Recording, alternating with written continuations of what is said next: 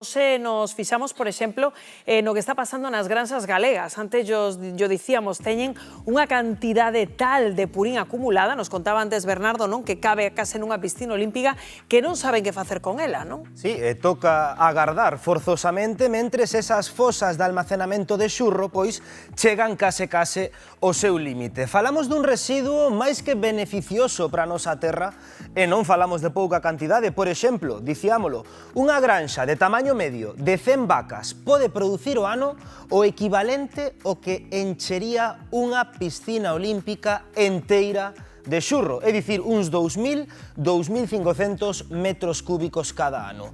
Ben utilizado, o xurro galego é ouro puro. Por qué?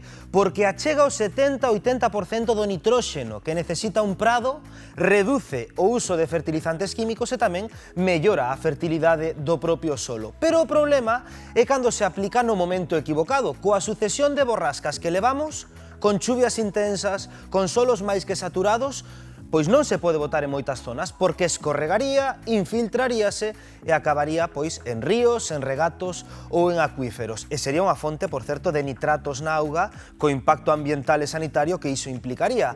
Hai que fixarse moi ben logo onde botalo, porque en solos menos enchoupados habería que botalo e tamén en leiras ás que se poida acceder despois de tanta chuvia. Xa vemos que este mal tempo tamén está a alterar o calendario neste eido. No sector teñen que andar continuo porque un recurso tan valioso está a piques de se converter nun grave problema. Ángela.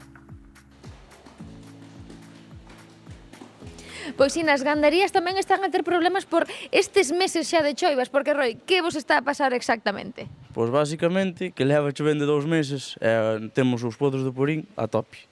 Non temos basicamente para onde botalo. Cargamos o máis posible por riba para non cargar espeso, a cargar agua na máis e despois botalo polas fincas que son máis secas ou non teñen regatos de fondo.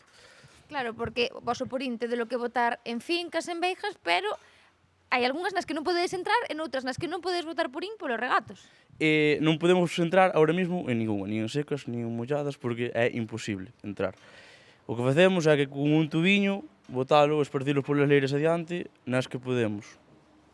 Claro, que non exactamente, claro, ides acumulando purín, tedes hasta un tope. Vos esperades que faga sol dentro de pouco, entendo? Efectivamente, estamos esperando a que polo menos haxa unha melloría. Pero, bueno, polo visto, creo que de momento nada. Claro, porque ti cantas vacas tes aquí que xeneren purín, que xeneren todos os días? Unhas 120 agora mesmo, e despois o resto están en cama quente, o sea, en palla. Claro, e isto, pois, día tras día vai acumulando. Normalmente decíasme, isto vacíase cada 2 meses. 2 meses son os que leva chovendo. Sí, basicamente, o sea, leva chovendo 2 meses e aparte, os nosos podos non están cubertos, está medio cuberto e medio ao aire libre. Entonces, entre o purín e a agua, pois, non hai, o sea, non temos por onde tirar, vaya.